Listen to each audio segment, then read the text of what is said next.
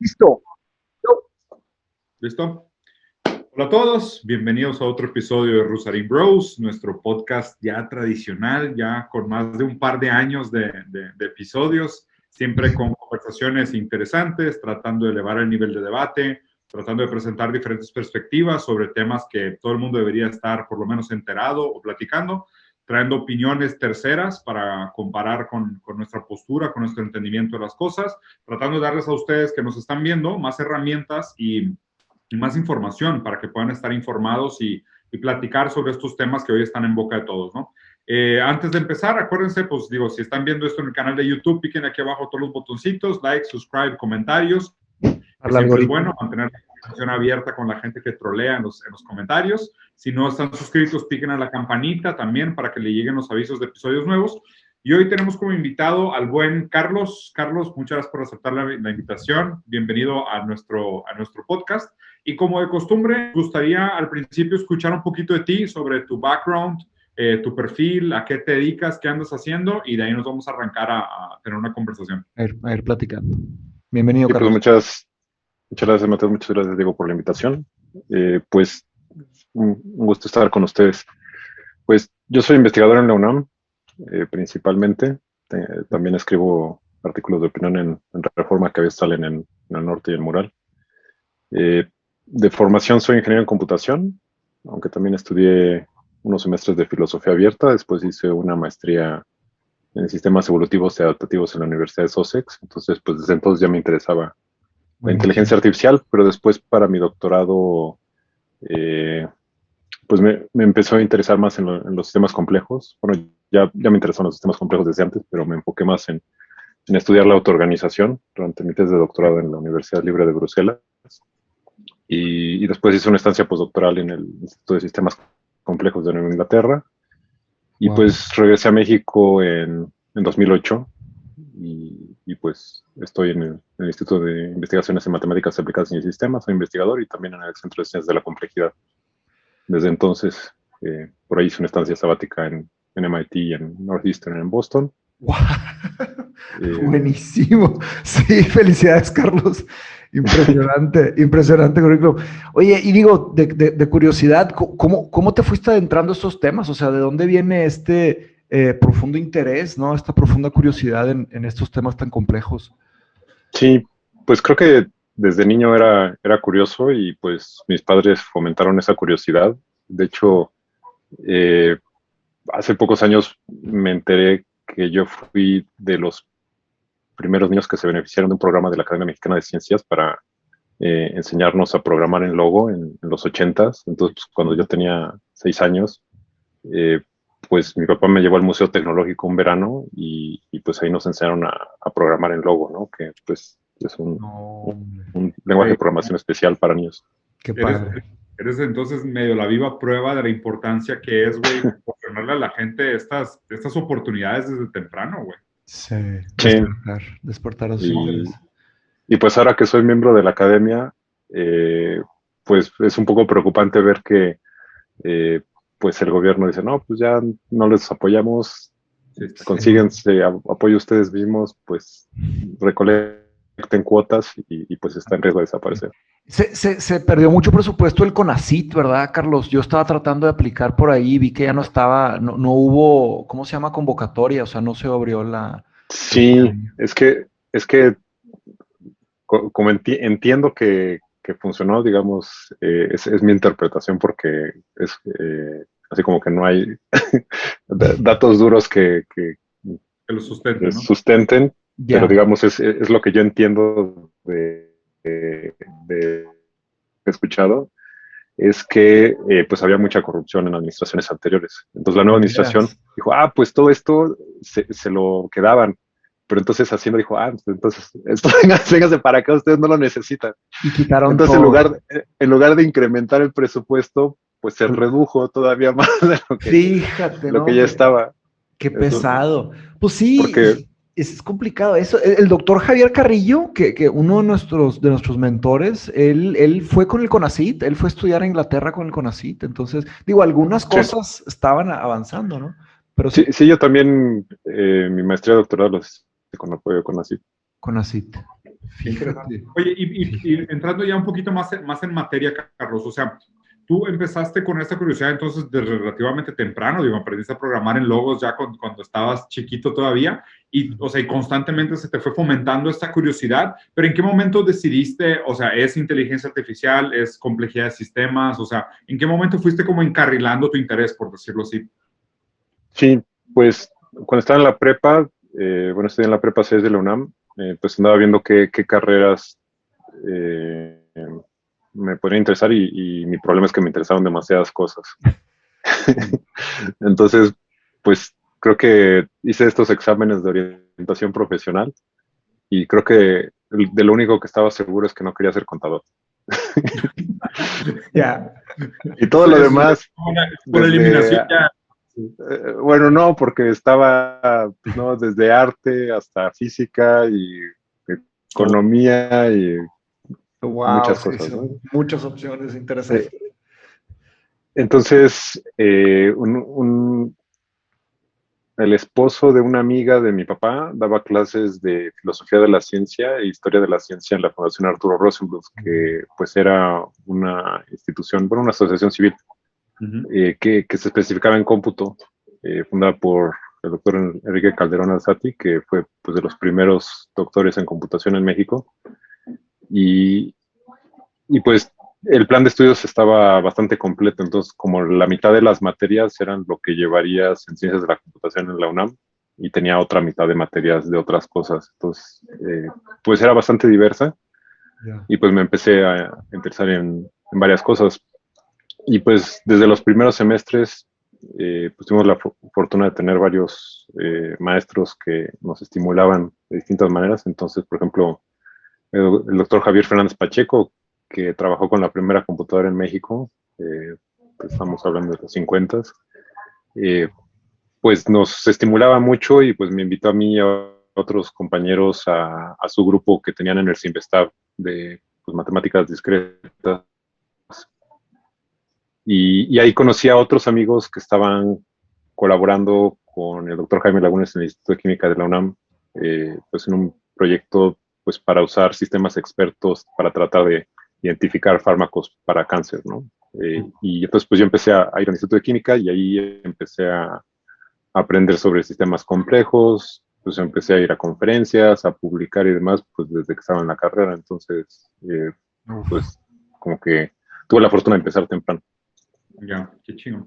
Oye, Carlos, ¿y ahorita en qué proyectos estás trabajando o todavía estás en la etapa de, o sea, porque supongo que debe haber como una constante oscilación entre teoría y práctica, ¿no? De que pues, estás constantemente como aprendiendo nuevas posturas, nuevas perspectivas sobre el tema, pero al mismo tiempo también supongo que debe haber una exigencia de aplicación, ¿no? Sobre toda la parte teórica. ¿En qué proyectos estás trabajando ahorita?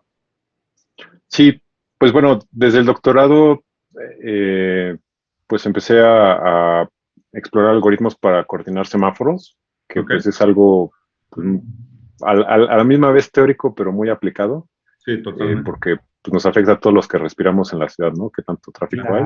Sí, sí, principalmente en la Ciudad de México, ¿no? Sí. Entonces, pues hemos estado desarrollando este tipo de algoritmos donde en lugar de tratar de predecir el tráfico, cada intersección tiene sensores y con reglas muy simples responden a la demanda inmediata que hay, entonces se pueden adaptar en tiempo real a los cambios de demanda y pues ya no estás prediciendo, sino adaptándote a los cambios constantes de tráfico y pues es mucho más eficiente este método que pues, los métodos tradicionales. O sea, mucho después estas ideas. Un método como de cibernética, ¿no? Donde constantemente estás como retroalimentando el sistema. Ya. Sí, solo que muy distribuido en el sentido de que pues no es un control central, sino que es un control local y se autoorganiza los flujos de olas verdes, ¿no? Ya, o sea, el cambio que se pueda dar en los semáforos controlan los vehículos, pero los vehículos controlan a los semáforos. Sí, claro. Entonces, y a fin de cuentas también el cambio que el sistema alimente y genere en un ente dentro del sistema se vuelve un nuevo dato que retroalimenta todo el resto del sistema, ¿no? Sí, cibernética. Sí, entonces eso te permite... Perdido. Bueno. Sí, adelante, disculpa. Sí, pues es útil para este tipo de problemas que están cambiando constantemente, ¿no? No es que tienes un problema que, digamos, el término técnico es estacionario. Este es un problema altamente no estacionario. Entonces, pues la solución tiene que estarse adaptando a la misma velocidad a la que cambia el problema. Claro. Entonces, pues sí necesitas esta retroalimentación cibernética. Sí, a ver, digo, si quieres, ahorita entramos en otros proyectos porque está interesante, pero me gustaría como darle detalle de esto, ¿no? Y, o sea, y tu postura, y supongo que también has comparado como lo que otros países están haciendo con inteligencia artificial y esta información y tecnología de sistemas complejos versus lo que está pasando en México y pues, inclusive pudiera poner Latinoamérica. ¿Qué tan lejos estamos? ¿Qué tan atrasados estamos? ¿Qué tan cerca estamos? O sea, ¿cuál es tu lectura de nuestra posición contra el resto del mundo? Sí, pues el año pasado participé en la agenda de inteligencia artificial para México. Entonces, pues fue un esfuerzo colaborativo y pues podríamos decir que vamos retrasados en comparación con China, con Estados Unidos, con Rusia. Pero en comparación con Latinoamérica, pues vamos a buen paso. Digamos, no somos líderes, pero no vamos retrasados. Ya. ¿Quiénes serían los líderes? Digamos, más o menos Colombia, Argentina. ¿Perdón? ¿Quiénes serían los líderes en América Latina de inteligencia artificial? México, Colombia, Argentina, Brasil. México, Chile. Sí. Ya. Oye, Carlos, ¿y qué piensas sobre el uso de inteligencia artificial en la esfera privada, ¿no? Porque, digo, como lo dijo Stephen Hawking, ¿no? Que ya se nos fue, dijo que la GAI, ¿verdad? La General Artificial Intelligence, ¿verdad? Eso es un tema que podemos platicar, ¿no? Sobre inteligencia artificial general o inteligencia artificial estrecha, ¿no? SAI, o sea, Soft AI o General AI. Sí. Un comentario que dejó fue que esa tecnología, a su máxima expresión, puede llevarnos a lugares impresionantemente tanto florecientes como destructivos, como que puede hacer o romper mucho de lo que hay en el mundo. Y quería hablar contigo sobre todos estos esfuerzos privados de avanzar inteligencia artificial y quiénes van a ser los dueños de los algoritmos, de los sistemas y de los frutos, porque pues, ahí tú nos puedes platicar un poco, pero se dice que los que logran hacer esto va a ser un poder nunca antes visto en la humanidad, ¿no? Va a ser más que un poder, va a ser una tecnología muy, muy, muy poderosa, por dejarlo en términos generales. Sí, bueno, a lo largo de sus más de 60 años de historia, la inteligencia artificial ha tenido distintos ciclos de expectativa y realidad. Claro. Bueno, los llaman más bien veranos e inviernos de inteligencia artificial. Sí. Y pues ahorita todavía estamos en el verano, pero pues el winter is coming. Buenísimo. De hecho, leí que por primera vez se hizo más chico el sector de inversión en AI por primera vez, no por primera vez, supongo que ha sucedido de otras formas, pero en self-driving cars, el sector de los carros se manejan por primera vez se encogió desde que comenzó o sea, es decir, que no se están dando los resultados que pensaban los inversionistas. Pero bueno, ¿nos podrías platicar un poco de ese tema de los inviernos? Como que la expectativa y los miedos y luego la realidad. Sí. Ahí está. Creo que ya sé. Sí, pues bueno, inteligencia artificial con ese nombre empezó Sí, adelante. Empezó en el 56. Entonces, pues en los 60s había muchas expectativas de qué es lo que se podía lograr, ¿no? Y pues muchos de los proponentes de inteligencia artificial decían, no, pues en 10 años ya vamos a tener máquinas que van a tener capacidades humanas. Y pues eso no se cumplió, entonces pues en los 70s como que bajó, ¿no? En los 80s, pues con la segunda ola de redes neuronales artificiales y sistemas expertos, pues otra vez empezó a crecer la popularidad y pues también computadoras personales, pues hubo nuevas aplicaciones, eso es cierto, y pues otra vez como que subió, pero pues fines de los 90, principios de los 2000, otra vez para abajo. Y digamos, los últimos 10 años más o menos, pues la inmensa cantidad de datos que tenemos y la velocidad de las computadoras es tal que pues se pueden resolver tareas que antes no se pueden resolver y pues otra vez se generó mucha expectativa, mucha inversión y pues esto tiene sus beneficios, pues obviamente hay avances, pero pues muchas veces es fácil que alguien sobrevenda lo que Sí, se puede hacer. definitivamente. Eh, Y entonces justo, pues caes por su propio peso. sí, Sí. güey. Y justo eso quería preguntarte, o sea, porque digo, creo que, o sea, ¿te ha tocado trabajar también en el sector privado de desarrollo de AI o has estado más en el lado público? Eh, pues sí, pero tal vez un proyecto más interesante que hicimos el año pasado y antepasado con el SAT fue pues, usar inteligencia artificial de ciencia de redes para detectar evasión fiscal. Wow. Mm, Entonces, pues es básicamente analizar un montón de datos que solo el SAT tiene y otros países no tienen porque buenísimo. pues o no son tan corruptos o no tienen tanta tecnología como nosotros. Lo que me sorprende, y Entonces, corrígeme si estoy equivocado, Carlos, o sea, el problema que tiene recaudación el SAT es más como de la microevasión o es más de la macroevasión, en el sentido de que es más como el ciudadano de clase hay, media y media abajo que por no declarar o por no hacer cualquier cosita tiene una evasión fiscal, o realmente el problema está en las grandes empresas que usan esquemas legales y bufete de abogados para hacer evasión fiscal sistemática. O sea, ¿dónde realmente está el problema real? sí, hay de todo. Hay de todo. A todas las escalas. De que en todos lados. Y pues ahorita se están enfocando pues en las grandes empresas porque pues digamos, Es ok, menos por más varo, ¿no? sí. Es low hanging fruit. Bueno, huge hanging fruit, pero pues, Sí, güey. Sí, pinches frutos de 320 mil millones de pesos, güey. no, Son las sandías. cuando Las salen sandías esos números, jugosas del SAT. cuando salen esos números dices, oye, ¿qué hacen con todo eso? O sea, ¿a dónde se va? Pues Que es, compran yates que tienen mini yates con helicópteros. sí, no, se vuelve cómico. Sí. Sí, se vuelve patético. No, pero lo que te iba a preguntar, Carlos, o sea, y justo, o sea, qué interesante que hables de estos como, o sea, y qué bonito que lo expresaste con esta idea de los inviernos y los veranos de AI, ¿no?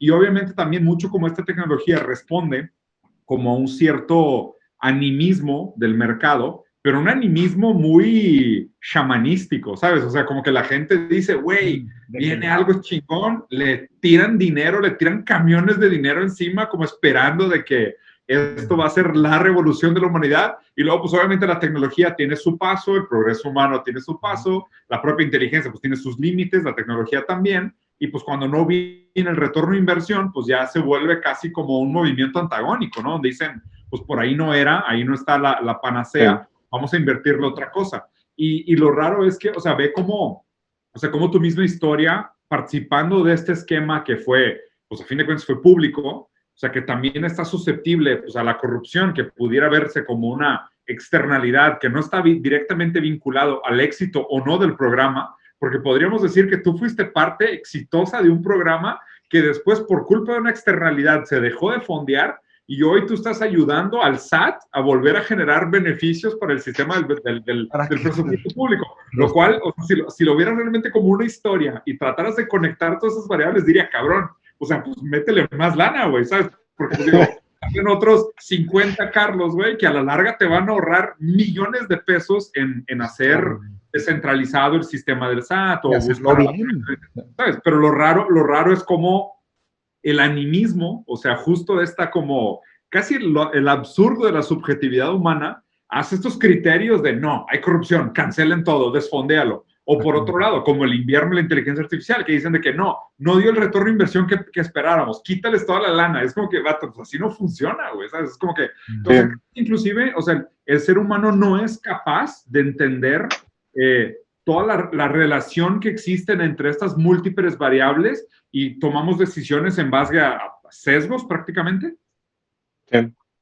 Sí, pues es el problema de lidiar con la complejidad, que nuestro cerebrito no, no puede considerar demasiadas variables.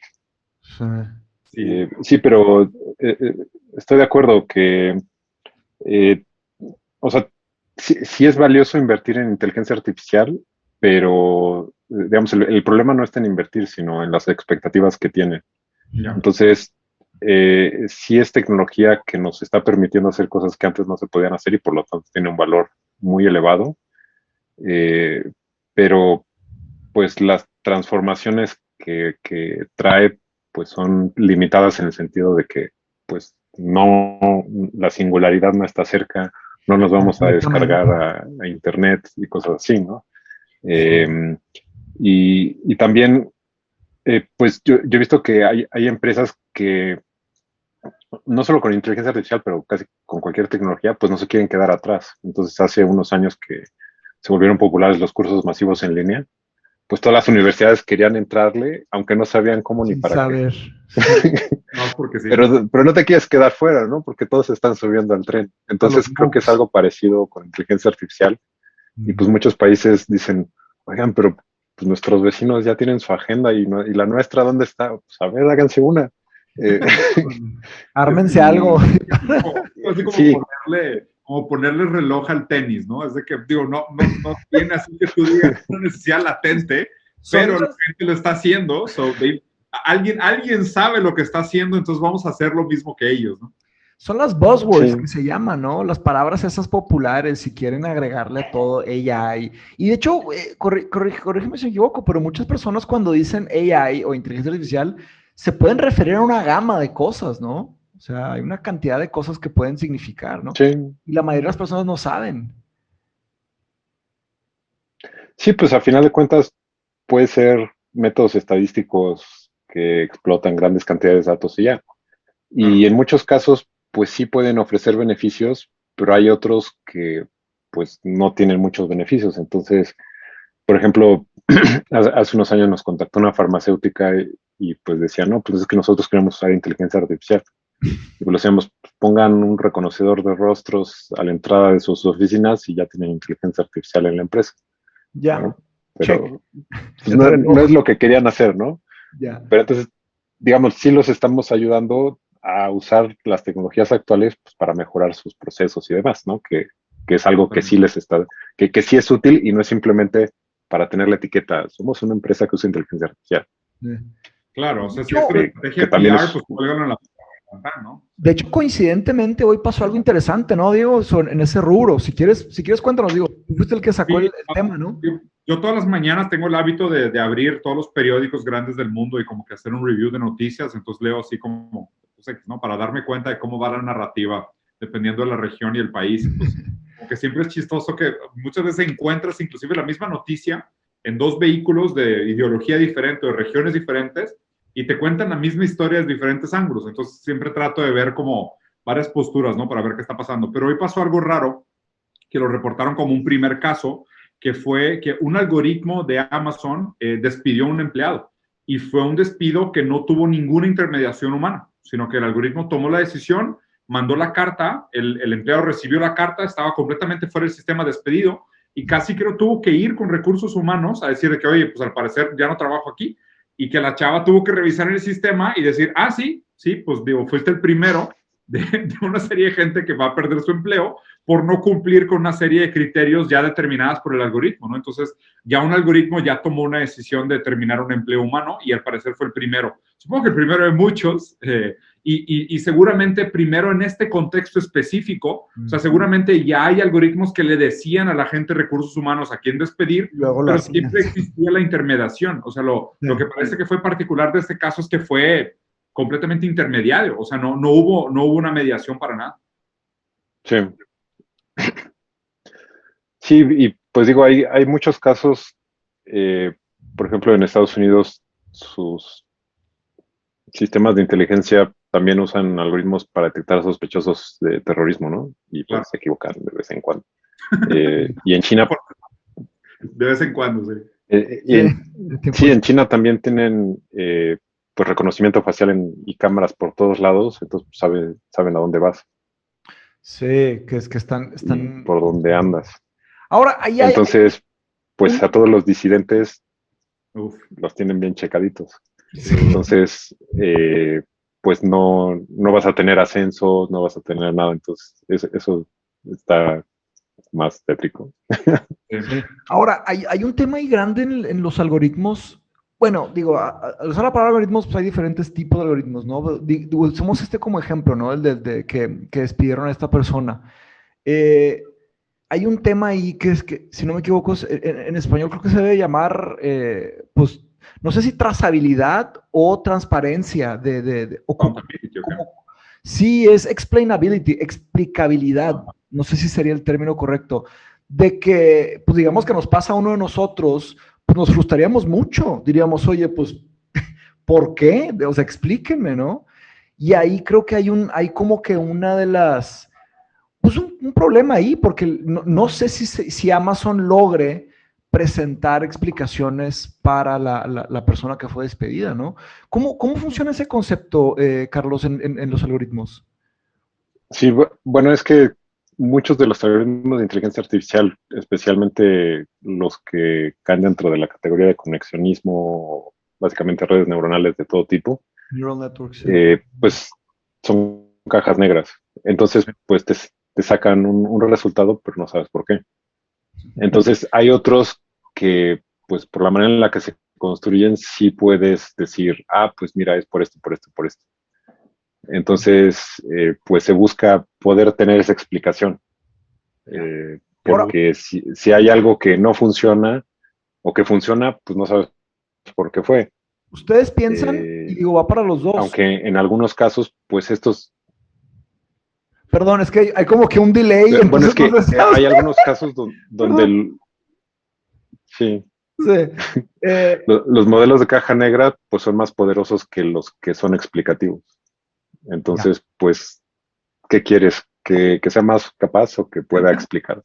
Sí, que justo, Machi, antes de que hagas tu pregunta, le quiero hacer un comentario a Carlos sobre esto, ¿no? Porque, o sea, me parece que como que la dificultad es esa, o sea, como lo comentaste, ¿no? O sea, nuestro cerebrito, al no ser capaz de contemplar todas las relaciones entre las múltiples variables que puedan ser relevantes para un problema, pues también al mismo tiempo quiere sentirse capaz de entender el por qué estos sistemas complejos toman las decisiones que toman. Pero pues obviamente pues ahí está la paradoja. O sea, si fuéramos capaces de entenderlas, pues no necesitaríamos esos sistemas que contemplan una cantidad infinitamente mayor de interrelaciones entre variables que no tienen relación aparente. Y ahí es donde creo que, y corrígeme si estoy equivocado, lo complejo va a ser que en algún momento vamos a tener que aprender a confiar en estos sistemas, principalmente porque ellos son capaces de...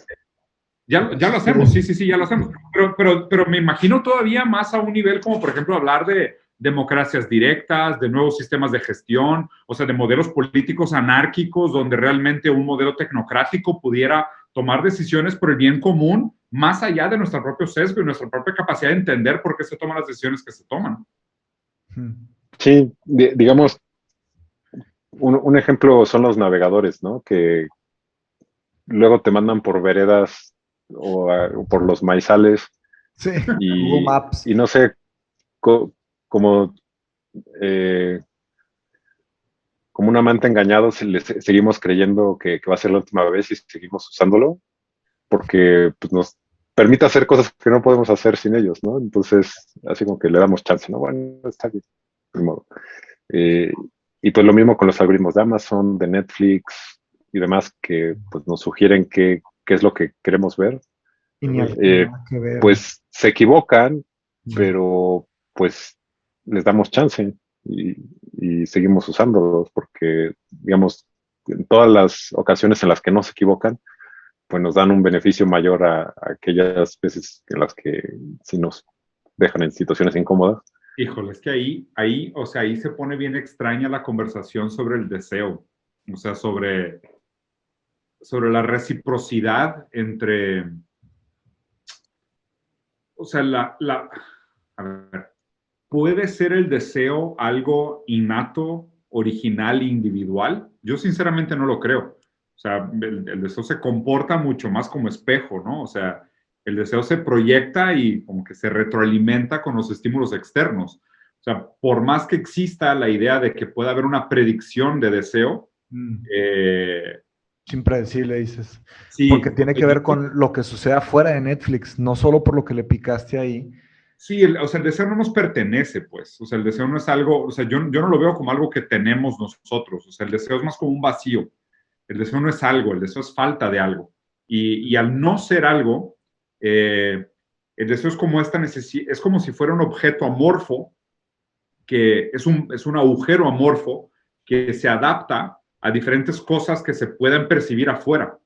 Y el deseo medio que se moldea, ese agujero se moldea a diferentes elementos externos. Entonces es raro porque a la larga la predicción del deseo se vuelve deseo de predicción. O sea, no sé si me explico, pero obviamente es un proceso de retroalimentación. Entonces me pregunto qué tanto si es que existe tal cosa como una pureza de deseo, se sacrifica con la predictibilidad. Pues yo creo que desde antes, porque la mercadotecnia se dedica precisamente en darle forma a nuestros deseos. Es A ver, el arte de desear cosas que no no sabíamos que existían hace 5 minutos y que no podamos vivir sin ellas. Que justo el deseo va mucho por ahí, o sea, el deseo va mucho por por esa como falta, ¿no? Que es un agujero sin forma que se adapta a lo externo. Y mucho de lo que se usa hoy en día en mercadotecnia, pues fue herencia de Freud, o sea, es herencia freudiana de esta interpretación de cómo funciona el deseo. La hija de Freud fue la que hizo un trabajo impresionante para por ejemplo, las de cigarros y así, ¿no? Las empresas grandes. O sea, todo eso es trabajo usando... Su sobrino, ¿no? ¿Cómo? Su sobrino. Sobrino. No, su yerno. Sí. Sí, su yerno fue el que hizo mucho ese trabajo. Entonces está interesante cómo a la larga la propia oferta al deseo se transforma en el deseo. Entonces ya, o sea, se vuelve como una profecía autocumplida de que, pues digo, pues, o sea, si Netflix te ofrece puros documentales y como dices, ¿no? O sea, no se me antoja ver documentales, pero bueno, ya que me estás ofreciendo tanto, vi un par que me gustaron. Y pues, ya se empezó a adaptar. Se cumplió la profecía, pero tenías deseo de documentales, pues probablemente no. O sea, tiene que ver mucho más con lo que se te ofrece. Sí. Pues creo que el mercado no le interesa tanto predecir qué es lo que queremos, sino obligarnos a que queremos lo que nos ofrece, a que creamos lo que nos ofrece. Exacto, y ahí sí concuerdo completamente contigo. O sea, que creo que justo ahí es donde, o sea, probablemente estaría interesante que la gente pensara más críticamente sobre esta propuesta de que el algoritmo satisface nuestros deseos cuando no. Lo que está tratando de encontrar el algoritmo es cuál es la manera más fácil de satisfacerte. O sea, si es o no correspondiente con un deseo original, pues eso ya es indiferente. O sea, probablemente lo que se va a medir como éxito del sistema es qué tan seguido, con qué intensidad y con qué frecuencia y complejidad te arrojas un resultado satisfactorio sobre la interacción con el sistema. Pero si ese era realmente un deseo legítimo, original, valioso, precioso, relevante, eso no importa. O sea, eso realmente no es interesante. Yo por eso siempre pongo en jaque, o trato de poner en jaque, la idea de progreso, ¿sabes? Porque o sea, nadie sabe cuál es el progreso al que se aspira. O sea, medimos constantemente como estas pequeñas variables de satisfacción para construirnos una idea de progreso, pero si paras todo y dices, a ver, ¿cuál es el plan? ¿Hacia dónde vamos? Sí, claro. No creo que hay tal cosa, ¿no? Son millones, o sea, son puras agendas en todos lados. Sí, hay distintas maneras en las que se puedan medir, pero quiere decir que al parecer nuestra tecnología se está volviendo muy eficiente para disparar pues dopamina y endorfinas de la manera más constante, pero hay gente que hace notar que pues esto como que nos cansa nuestros cerebritos. Claro. Y pues puede llevar a problemas a largo plazo, ¿no? Depresión, pues, ansiedad. Sí, sí o sea, el usar redes sociales, bueno, desde usar correos electrónicos, pues ya sabía que podía generar adicciones y demás. Entonces, pues hay efectos similares al usar tecnologías que están diseñadas precisamente para engancharnos y que pongamos atención ya sea a Netflix o a YouTube o a Instagram o a Twitter o lo que sea, pues nos están estimulando y nos hacen sentir bien, pero pues luego casi nos quitan ese estímulo y pues ya nos entra el bajón. Entonces, no, y les pregunto, pues hay mucha gente que advierte sobre los riesgos que tiene eso, ¿no? Sí.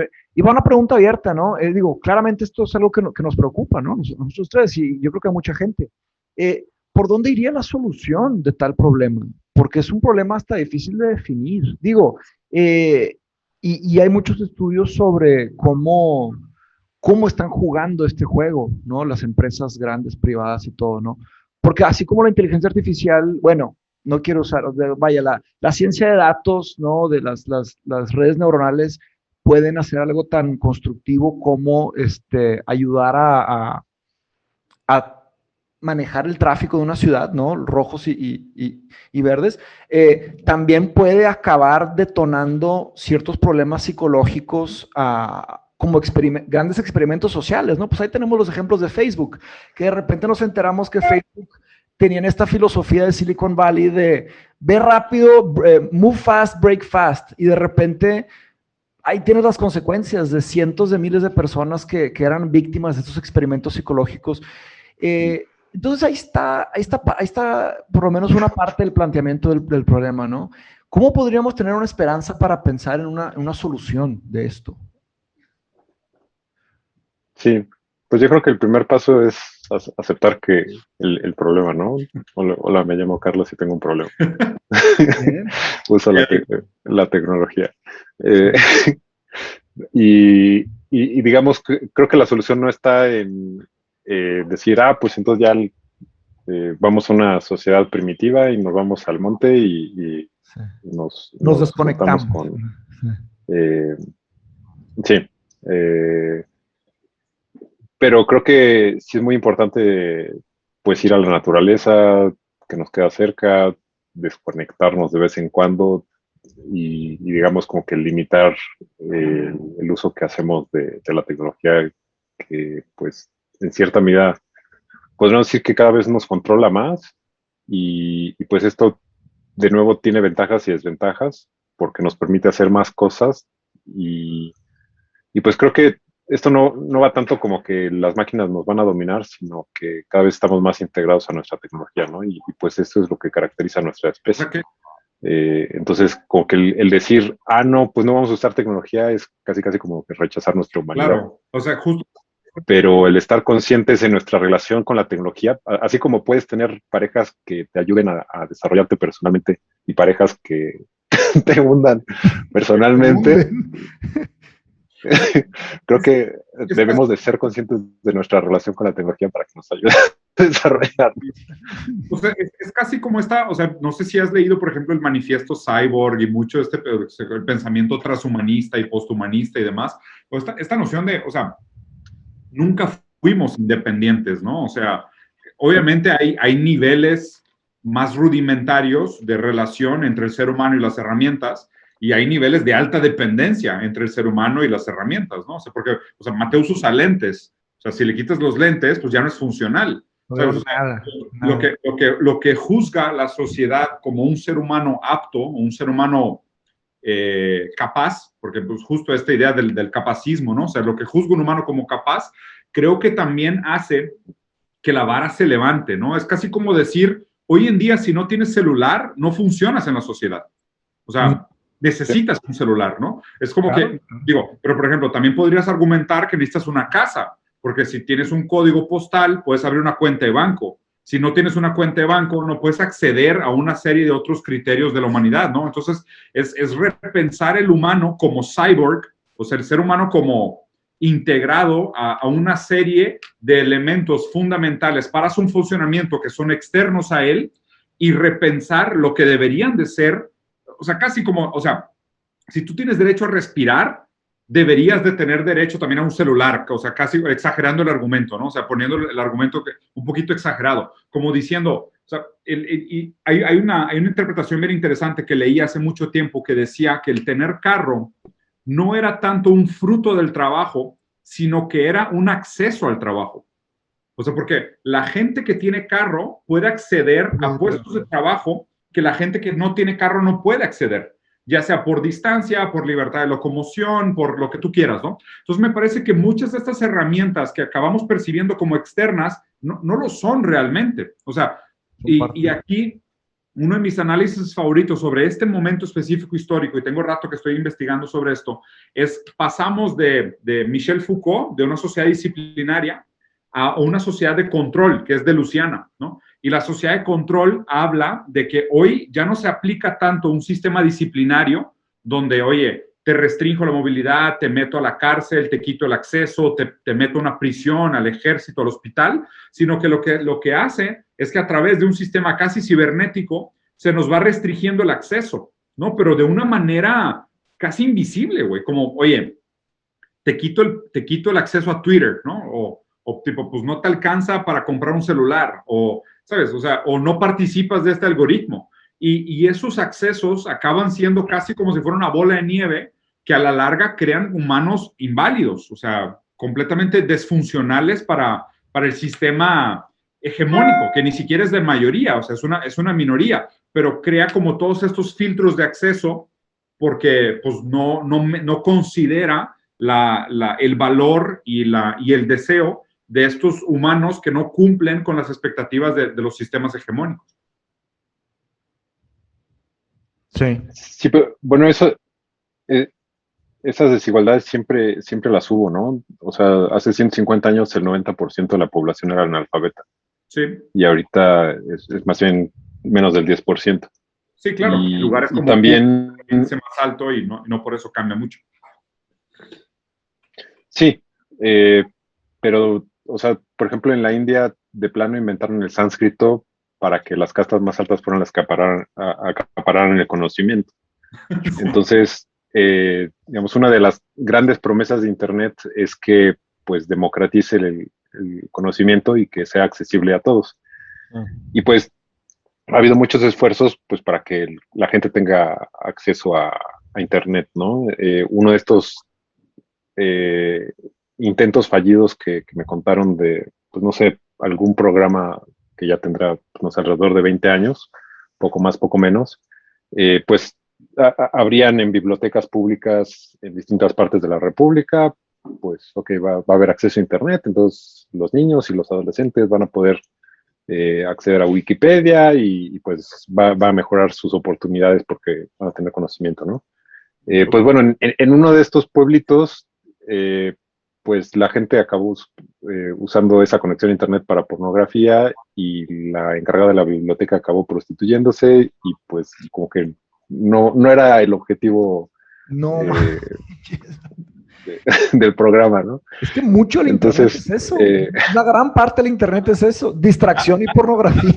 Nada contra, porque digo, aquí lo que habría que poner en juicio es el criterio de la legitimidad de un deseo contra otro. Bueno, hablando de pornografía, algo interesante es que, por ejemplo, en Dinamarca, que fue el primer país donde se legalizó, justo cuando la legalizaron, bajaron las violaciones. Sí. Entonces, pues, ¿eso fue bueno o fue malo? Pues parece que fue bueno, ¿no? Legalizada. El tema es que mucho de la pornografía es gente obligada, ¿no? Son mujeres que no quieren estar ahí y las obligan a estar ahí. Todavía hay muchísimo abuso y hay muchos casos de... Muchas personas no saben que están viendo eso y lo están viendo y lo están ayudando, lo están promoviendo. Entonces, sí, o sea, es todo un tema, ¿no? Pero es muy difícil decir blanco o negro. No, totalmente. Completamente de acuerdo. En muchos de estos casos. Pero, pues lo mismo, regresando al acceso del conocimiento, una tecnología como Internet o, no sé, los cursos masivos en línea, pues tienen la ventaja de que en principio permiten que la gente que tenga acceso a Internet pues pueda acceder a ese conocimiento, ¿no? Pero pues también necesita tener datos. Bueno, ok, entonces que los gobiernos ponen Internet gratuito o algunas empresas ponen Internet gratuito. Facebook. Entonces, pues eso ayuda, pero entonces, ¿para qué van a usar ese Internet gratuito? Y entonces, no sé, para vender droga en la red profunda. Quieren usuarios, sí, y luego ya todo ese tema. Pues Zuckerberg quería poner en no sé cuántos países africanos un satélite para Internet gratuito, pues quieren usuarios, ¿no? Claro, ¿no? Y deja tú, y después entra el problema de la neutralidad de la red. O sea, porque pues ellos fácilmente pueden decir, pues si estás usando mi red gratis, pues yo te voy a decir a dónde puedes acceder y dónde no. El que O sea, ¿y qué noticias vas a ver? Qué noticias vas a ver y en quién vas a votar y qué políticas públicas vas a apoyar y qué agenda ideológica apoyas. O sea, eso es lo complejo, ¿no? De construir, o más bien, de crear estas tecnologías con una supuesta idea de democratización de la información y descentralización del poder, pero acaban se volviendo ellos mismos la nueva centralización del poder. O sea, ok, descentralizaste el poder de lo público y lo centralizaste en lo privado. Es como que, claro, pues digo, cambio no hubo. O sea, a ver, y justo, o sea, y por eso me parece interesante el análisis pasando de Foucault a Deleuze, o sea, porque el tema realmente es cómo se crean estas accesibilidades y cómo muchas veces estos brincos tecnológicos lo que hacen es que crean un nuevo grupo de rezagados, o sea, rezagados en otro sentido. Acabo de escuchar una entrevista bien interesante con una doctora canadiense hablando sobre la felicidad, pero habla sobre la felicidad de una manera muy distinta, ¿sabes? O sea, no es como esta felicidad pop, tonta, new age, de hay que ser felices y demás, sino que ella más bien lo que traza es como una correlación histórica de los índices de felicidad percibida desde los años 40 hasta hoy. Y dice que prácticamente no se han movido. O sea, que a grandes rasgos la gente está pues igual. O sea, es cuando tú mides felicidad como un eje, o sea, como una variable, pues te das cuenta que no ha cambiado mucho. O sea, la gente sigue midiendo su índice de felicidad alrededor de 7. O sea, y se me hace bajo inclusive, ¿no? Hay algunos países que se salen de la curva, algunos países latinoamericanos inclusive, por más caóticos que sean, tienen un promedio más alto. Algunos países muy desarrollados, como los países nórdicos, tienen un índice más bajo. Y lo interesante es que, o sea, lo divertido de su ejercicio, tiene un libro que se llama About Happiness, donde interrelaciona la variable felicidad con muchas otras cosas donde nosotros juzgamos el supuesto progreso de la humanidad, ¿no? Como longevidad, expectativa de vida, o sea, como salud, bienestar, dignidad, capacidad de perseguir tus sueños, libertad y demás, y no mueven mucho la felicidad. O sea, y de nuevo, Mateus, o sea, la frase esta que dije en la punta anterior que estábamos, ¿no? De uno de mis pensadores favoritos, Lacan dice que la fantasía en grandes rasgos el progreso a grandes rasgos es una fantasía porque queremos que avanzamos porque no sabemos lo que sacrificamos para avanzar, ¿no? Y de nuevo me resuena la frase que dijiste, Carlos, de que pues muchas veces nuestros cerebritos no dan para entender para correlacionar todas estas variables y decimos de que, güey, es que es increíble, ahora tenemos un dron de Amazon que me entrega las cosas a mi casa, güey, ¿sabes? Wow, this is amazing. Pero no, porque no sabes ver, sí, o sea, porque no te alcanza el cerebro para entender, pues que, güey, no sabes todo lo que estás sacrificando o la gente que se sacrificó para que esto fuera posible, ¿no? Para que esto fuera viable. Y nada más un paréntesis, y le cedo la palabra a Carlos, que no recuerdo dónde lo leí, pero si tienes, o sea, que el ser humano se adapta en sí, en el concepto de, claro, habría que hablar de felicidad química, ¿no? Felicidad de lo que, los neurotransmisores que tenemos en el cerebro, ¿no? Pero se supone que si te cortan una pierna, dentro de algo así como 1 o 2 años, tus niveles de felicidad química, por así decirlo, se vuelven a estabilizar de cómo estabas cuando tenías la pierna. Entonces, y eso es una gran tristeza de nuestra especie, porque, pues, ¿qué pasa con las injusticias? Nada más van como la metáfora esa de las, no sé si sean, pues, langostas que están siendo hervidas en un agua que sube bien poquito la temperatura, bien poquito, y de repente si se incomodan, pues le bajas tantito la temperatura y luego la sigues, y cuando ya es demasiado tarde, ¿no? O sea, y es que es una gran tristeza porque no hay solución para esos problemas, o sea, para los problemas del nivel de control y de poder que ya están en las manos de estas empresas, que están haciendo un tipo de titereteo, por poner una palabra, a escalas masivas, y no hay forma de frenar eso, de descarrilar eso, ¿no? Está... Sí, yo creo que, Mateus, el mismo argumento se podría usar al revés, en el sentido de que si te regalan alas, en 2 años ya estarías tan feliz como ahorita, ¿no? Digo, ay, pues ya puedo volar, no importa. Sí, también va para el río. No, por eso los índices de felicidad se han mantenido igual. Sí. O sea, pudieras decir que ha mejorado nuestra calidad de vida en muchos ejes. Vivimos como reyes de hace 4 siglos y somos igual de felices, güey. Sí, es lo que yo le digo a mis hijas que, pues digamos,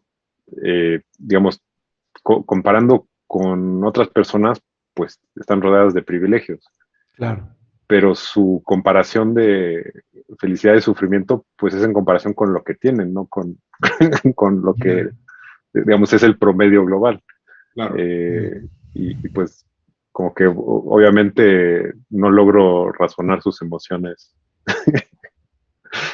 Claro. Sí. exitosamente. No Pero sé. regresando un poco sobre a los riesgos de la tecnología, pues creo que es con cualquier tecnología. El problema no es tanto lo que nos permita hacer, sino el uso que se haga de ellas, ¿no? Entonces, el ejemplo clásico de la energía nuclear, pues tiene ventajas y pues también riesgos enormes que pues todavía están ahí, ¿no? De amenazas nucleares. ¿Piensas que hay futuro Eh, ahí en la energía nuclear o termonuclear, Carlos?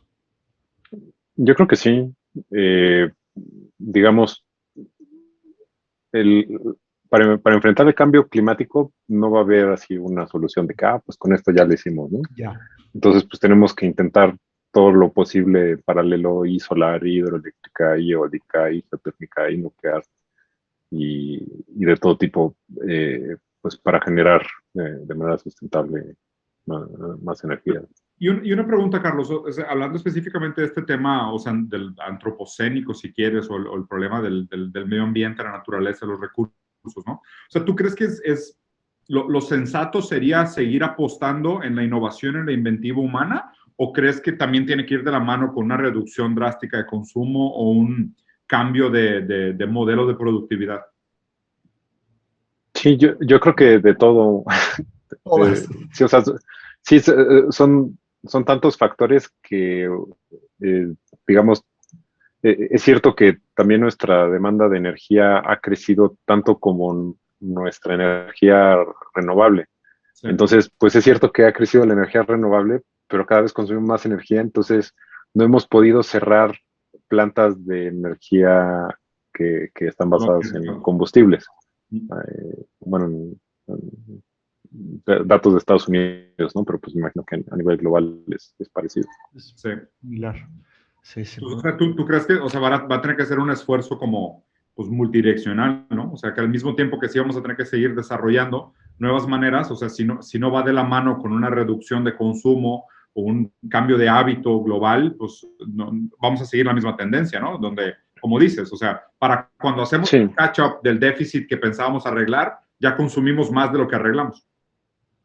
Sí, porque, por ejemplo, tal vez recuerdan cuando éramos niños, pues los focos incandescentes pues eran de 100 watts, de 60 watts, y pues ahorita los LEDs pues consumen una fracción de eso, ¿no? Y te duran mucho más tiempo. Sí. Pero ahora ya los ponemos en todos lados y como no consumen, pues ya no los apagamos. ¿Para qué? Oye, es Claro. como, Entonces, las fotos satelitales, Sí, sí, sí, claro. es como las fotos satelitales de noche, pues es así. como que va y viene, va y viene. No, lo que iba a decir, digo, antes de que comentes lo de las fotos satelitales de noche, lo que sucedió con los carros, ¿no? Cuando no había cinturones de seguridad, las personas manejaban a cierta velocidad. Luego le pusieron un cinturón de seguridad y le empezaron a acelerar más y empezaron a chocar más y se murieron más personas. O sea, Jesus. Sí. Pero decías, Carlos, perdón, de las fotos satelitales. Ah, sí, que pues es impresionante varias regiones del mundo que pues desperdician un montón de luz para alumbrar el espacio, ¿no? Eh, entonces, pues ahí hay muchas oportunidades de mejora, de hacer más eficiente el consumo. Entonces, por ejemplo, en Europa, pues muchas autopistas tienen alumbrado público simplemente porque les alcanza. Claro. Pues no sé qué tanto, qué tan seguras sean, qué tanto valga la pena para la cantidad de conductores que tienen a las 3 de la mañana, que pues estén ahí no sé cuántos Sí, que megawatts. millones. Y ahí, Carlos, o sea, justo, y si quieres para ir medio cerrando, porque ya no te queremos quitar mucho tiempo, ya casi vamos por la hora. O sea, ¿tú crees que sea viable un futuro donde confiemos en esta gestión de Big Data, inteligencia artificial, sistemas complejos, para que tomen esta decisión por nosotros y no sea algo de, oye, pues tipo, tienes el alumbrado prendido toda la noche, no porque te alcanza, pero sabes que mi rey no te alcanza, o sea, como que lo Sí. correcto sería no hacerlo, ¿no? Pues yo creo que si el mercado mismo inclina en esa dirección, pues por ejemplo, los problemas que han tenido en Texas con su sistema eléctrico, ¿no? Sí. En el invierno, que pues nos afectó a nosotros también, y ahora en el verano también, así como, oiga, no prendan el aire acondicionado porque Claro, se nos va pero a quemar todo. Wall Street y los billboards ahí sí prendidos a todos, ¿no? O sea, apaguen sus climas, pero aquí está el anuncio de Visa y Mastercard a todo su esplendor. Pero también es un problema a nivel global pues, de distribución de recursos, porque pues hay lugares donde puedes tener energía en exceso o comida en exceso o lo que quieras en exceso, pero no lo puedes llevar, ¿no? Entonces, digamos, la cantidad de comida que se desperdicia no es porque no se necesite en otra parte del mundo, pero Claro, no la puedes transportar. Sí, de hecho, la gran mayoría de la comida que se echa a la basura se queda en la granja, o sea, se queda en el rancho, ni siquiera sale del rancho. O sea, es un problema de logística, definitivamente. Es un problema de costeo más que de logística. Sí, entonces yo creo que mientras tengamos las herramientas para distribuir más, pues todos los flujos y transacciones y demás para que, pues digamos, en los lugares donde se necesitan los recursos pueda haber, pero pues no es tan fácil, ¿no? Porque no solo es electricidad, ahorita es agua, ¿no? Que pues ahorita ustedes tienen sequía y unos cuantos cientos de kilómetros hay inundaciones. Entonces, pues cómo redistribuir esos recursos conforme van cambiando las ofertas y las demandas, pues obviamente se necesitan construir todo tipo de sistemas para lograrlo. Y la propia capacidad de absorción, porque también el tema es de que digo, pues podrías mover ese 30% de desperdicio de vegetales y frutas a África, pero pues digo, no hay demanda que lo absorba. Entonces, o sea, ¿de qué te sirve? O sea, incluso, es que ese es mi tema con dejar que el mercado determine cuáles son los problemas que se resuelven. Porque, o sea, como que el mercado tiene una lógica operante muy simple, que es, o sea, donde hay maximización de ganancia, yo me voy por ahí. Mientras no exista ganancia, no me interesa el problema. Y hay muchos problemas que yo sinceramente tengo la duda de si van a ser rentables. O sea, el medio ambiente es un problema que va a ser rentable en algún momento. No veo cómo podría ser rentable salvar el mundo, ¿sabes? O sea, pues por lo pronto, sí, completamente. Por lo pronto es un tema de reputación, ¿no? Las marcas que no están entrando en ese, pues les empiezan a, ¿sabes? El tema pero es una resistencia muy poca, muy chica. En realidad, para invertir los millones o los miles de millones necesarios, tiene que haber los inversionistas van a decir, no, pues sí o no, ¿verdad? ¿Va a traer capital o no? Entonces, ¿va o no va? Pues yo creo que depende también de los modelos de negocio que hay, ¿no? Porque pues en un modelo de negocio tradicional, pues sí estoy de acuerdo contigo, pero no sé si vemos todo el movimiento de software libre, pues es un movimiento de negocio, un modelo de negocio que se basa más en la reputación. ¿Cómo se llama? ¿Cómo se llama? ¿De software libre? Software libre. Ah, de free. Sí, de que open source, haz de cuenta, ¿no? Ajá. Open source. Entonces, pura reputación. Digamos, yo voy a programar y voy a poner disponible mi código no para que me paguen, sino pues por gusto, pero pues digamos, como que la manera de interpretarlo es por reputación. Sí. Y entonces eso después me puede redituar en el sentido de que pues, yo puedo dar consultorías, de que me contraten tal empresa y demás, ¿no? Y pues de hecho muchas personas que empezaron en el movimiento de software libre, pues ahorita están en Microsoft y en otras empresas que necesitan de este tipo de talento. Sí, claro. Pero pues digo, también, o sea, también la iniciativa privada tiende a absorber ese talento, ¿no? O sea, siempre me impresiona cuando veo la cantidad de ingenieros de data science que se van a trabajar a Wall Street. O sea, que es, pues, la verdad, o sea, si hay demanda de talento grande allá, ¿no? Es cierto, pero también hay muchas empresas privadas que liberan código abierto. Sí, claro. Entonces, por ejemplo, Android pues, es código abierto y tiene sus ventajas para Google, que lo hace como que la plataforma común. Que tiene y lo mismo, pues, algunas otras empresas que ven que su modelo de negocio va por esa dirección. Entonces, estoy de acuerdo que un modelo de negocio tradicional, pues como que va en contra de la resolución de problemas, pero entonces como que el reto es encontrar el modelo de negocio donde Sí. esos problemas sean la mejor Totalmente. Yo solución. lo único que quitaría es la palabra negocio. O sea, es más bien hay que encontrar cuáles son los modelos de soluciones. Modelo. Porque inclusive Sí. hablar de, o sea, ya ponerle la palabra negocio, o sea, yo lo que creo es esto. Hay una filósofa transhumanista que es italiana, Rosanne Dotti, creo que se llama, que habla, ¿no? De cómo le dimos demasiada legitimidad al modelo empresarial y pensamos en un formato empresarial a priori, como decimos, o sea, todo tiene que funcionar como empresa, cuando no necesariamente, o sea, es una de las lógicas, y es una lógica que tiene mucho sentido en algunos problemas, pero no es una panacea. O sea, hay otros modelos de organización que me parece que escapan a la lógica empresarial. Inclusive yo lo que creo que es valioso del modelo open source es justo lo que no es empresarial. O sea, que lo hemos hecho funcionar de manera híbrida, pues qué bueno, pero no se debería limitar a eso. A mí lo que me llama la atención de estos nuevos modelos de gestión o nuevos modelos de organización o de solución de problemas o lo que tú quieras, es justo eso. Cómo nos proponen una lógica alternativa a la lógica empresarial. Porque la lógica empresarial sí tiene una serie de sesgos y precondiciones que la limitan a un campo de acción muy específico. Y a la larga lo que pasa es que estos campos de acción, cuando alineados, inclusive de manera cibernética, que para mí escapa mucho a la lógica consciente que pudiéramos tener sobre ellos, acelera variables indeseables, ¿sabes? O acelera ejes indeseables. Y lo que creo que deberíamos de buscar es más como, bueno, ¿qué modelos de gestión alternativos tenemos para la solución de problemas, administración de recursos, construcción de futuros, administración de ciudades, lo que tú quieras, que escapen a la lógica empresarial? O sea, eso es lo que realmente me llama la atención. Sí, o tal vez hablar de empresas cuya meta no sea simplemente el dinero, ¿no? En Sí, el sentido de que, pero ahí está lo raro. o sea, Sí, es lo de es que inversión la economía social. tradicionalmente, o sea, pues no sé, desde la era industrial, pues se basaba principalmente en la cantidad de Productividad. materia y energía que podías procesar. Sí, Eh, pero pues desde hace varias décadas, cada vez más la economía se mueve por la información que puedes procesar, generar, distribuir. sí, sí. Y pues no sé, en arte eso es muy claro, ¿no? O en Hollywood, en la música.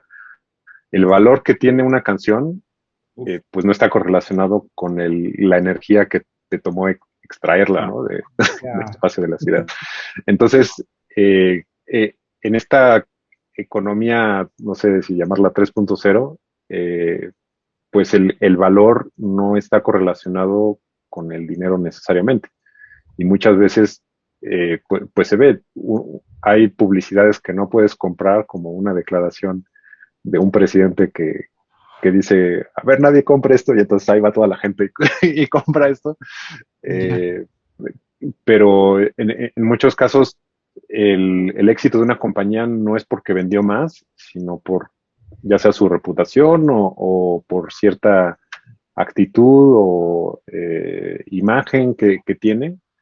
Y creo que pues muchas personas todavía no se dan cuenta de ese cambio y pues todavía evalúan a la economía y a las empresas en base a sus numeritos, a su contabilidad. Sí. Y esto, pues obviamente, porque es muy difícil de medir cuantitativamente otros aspectos que sabemos que son relevantes, pero pues cómo le pones nos fue bien o nos fue Sí, mal. claro. Yo tengo que entregar mi reporte. Claro, o sea, que justo que esa como sensibilidad cualitativa de entender dónde están estas grandes ideas, conceptos, modelos o intenciones o soluciones, no encajan en el modelo anterior. Sí te sigo, creo que hay algo interesante ahí también, por ejemplo, lo que decías de comprar cosas realmente valiosas que no se le puede poner un precio, ¿no? O sea, como Elon Musk, que con un par de tweets puede cambiar completamente el valor de una moneda, generar una intención enorme de compra y después al mismo tiempo también con un par de tweets desvaluarlo completamente, o sea, y como crear toda esta hiperinflación de la noche a la mañana. Sí está interesante, concuerdo contigo que es un momento, pues por lo menos divertido, ¿no? De ver cómo se están realineando una serie de cosas y muchas veces, como dices, ni nos damos cuenta de estos cambios que pues pasan casi desapercibidos, o sea, que hay que conectarlos.